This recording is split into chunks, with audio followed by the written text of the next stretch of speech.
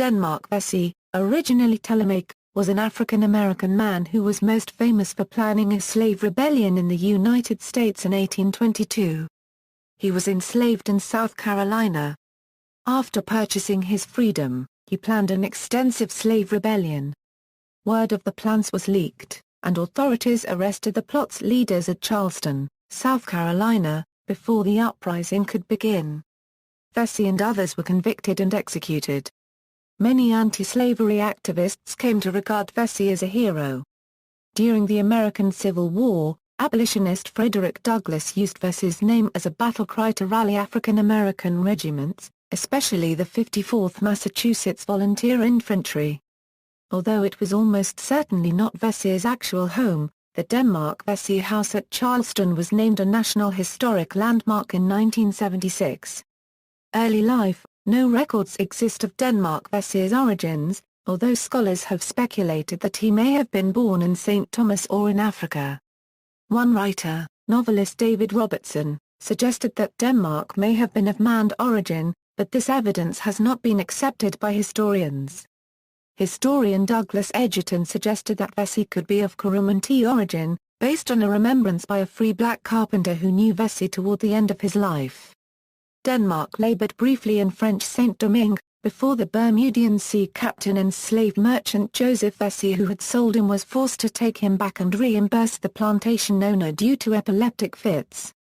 Vesey biographer Douglas Edgerton found no evidence of Vesey having epilepsy later in life, and from this suggests that Vesey faked those fits to escape the particularly brutal conditions on Saint-Domingue. He then worked as a personal assistant to Joseph Vesey, including periods spent in Bermuda, until the captain retired from the sea and settled in Charleston, South Carolina, which was a continental hub of Bermuda's thriving merchant shipping carrying trade.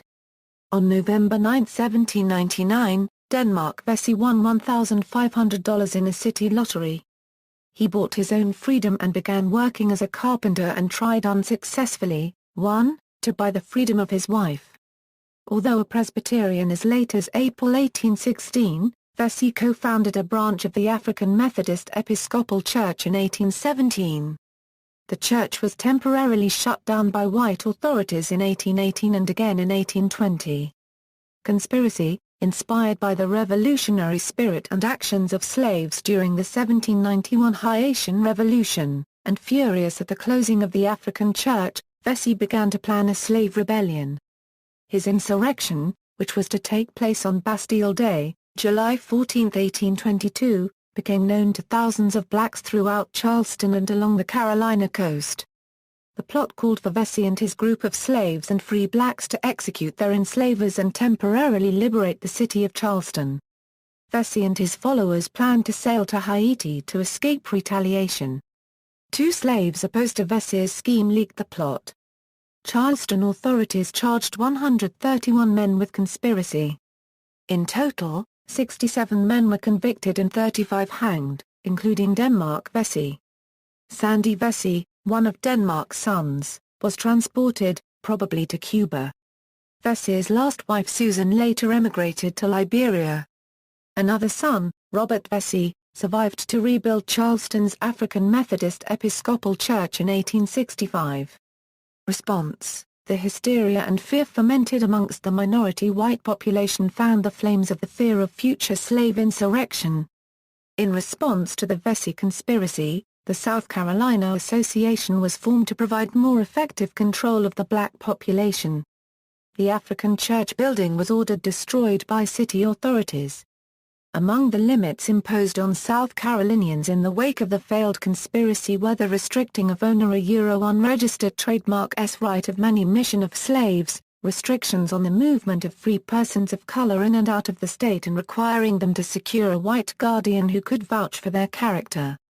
An act also compelled the forced imprisonment of black sailors visiting Charleston. This later act was ruled unconstitutional in federal court and played a small part in the confrontation between South Carolina and the federal government over state rights.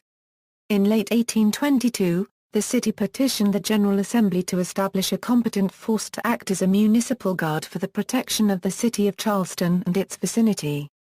The General Assembly agreed and appropriated funds to erect suitable buildings for an arsenal, for the deposit of the arms of the state, and a guardhouse, and for the use of the municipal guard.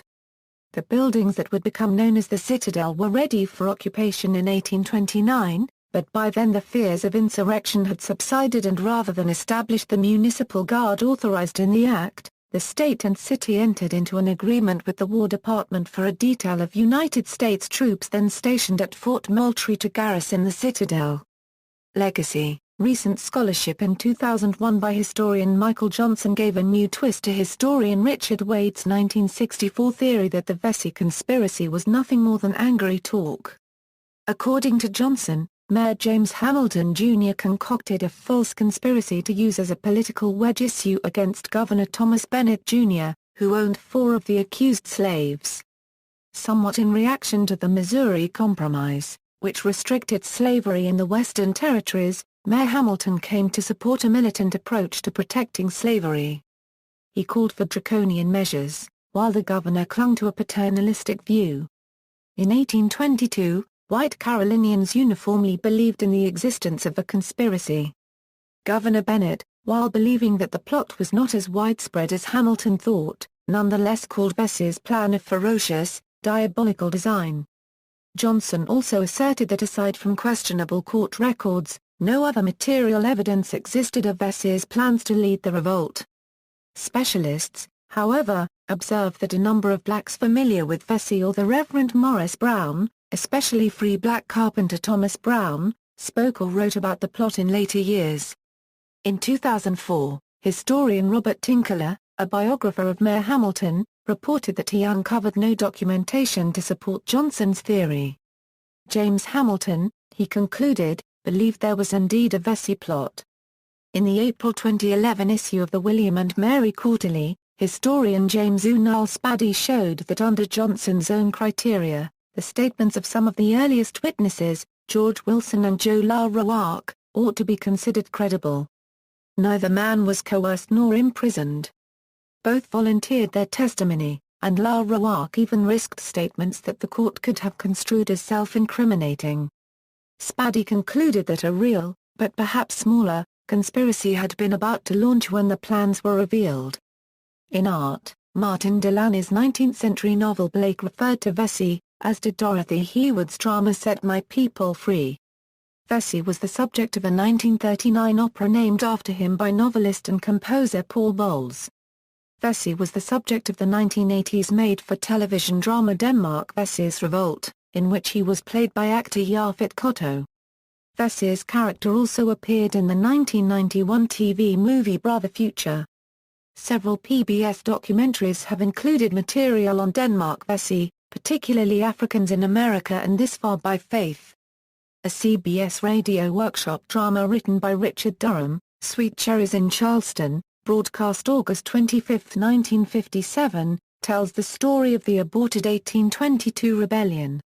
Denmark Vesey is the name and basis for a character created by Orson Scott Card in The Tales of Alvin Maker, a series of books which detail an alternate history of America. Vesey's conspiracy also formed the basis of John Oliver Killens's brief novella, Great Jitterup Morning. Sue Monkid's 2014 novel The Invention of Wings includes Denmark Vesey as a character, and the slave revolt and the reaction to it is a major plot point. After Denmark, a play by David Robson, is a 21st-century take on the historical Denmark Vesey.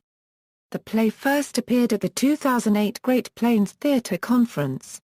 A workshop production by Yellow Taxi Productions is planned for the fall of 2008. Joe McPhee's composition Message from Denmark, featured on the 1971 album Joe McPhee in Survival Unit 2 at WBAI's Free Music Store, is dedicated to Denmark Vesey.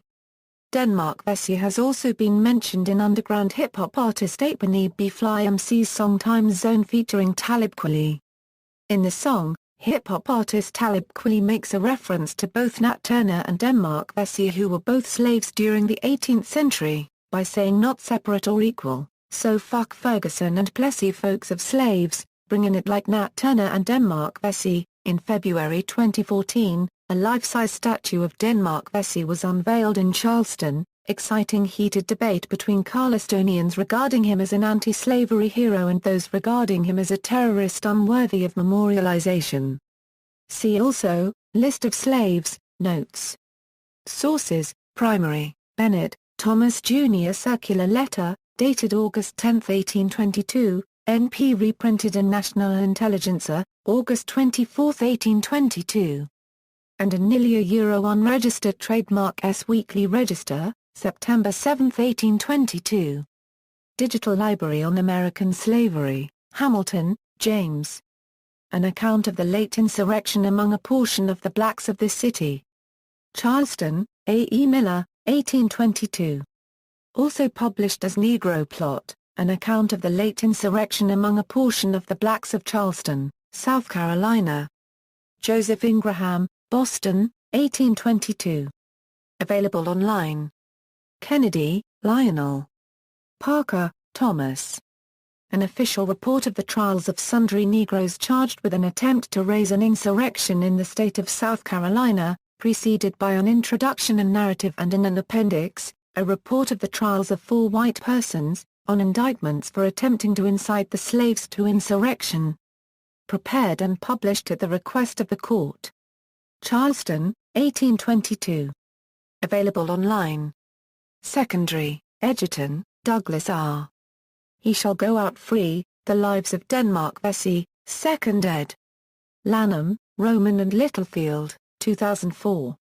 Freeling, William W. A Euro Denmark Vesey Euro Unregistered Trademark S Peculiar Reality, a Euro in Robert Abzug and Stephen Rislish.